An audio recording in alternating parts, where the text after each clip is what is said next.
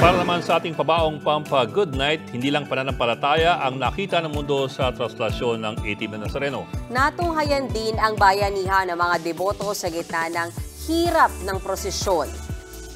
Tubig at tinapay ang binigay ng pamilyang ito sa mga deboto nang madaan sa lugar nila ang traslasyon. Mapabata o matanda, lahat binibigyan para pamatid gutom at pagod.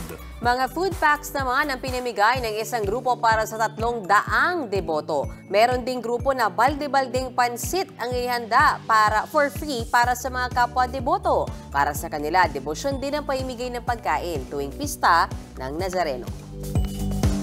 Mga kapatid, Ed Lingaw po, maging maalam at may pakialam sa mga napapanahong balita sa ating bansa. Para sa mas malalimang pagtalakay at paghimay sa mga issue at headlines, tumutok lamang at mag-subscribe sa social media pages ng News 5.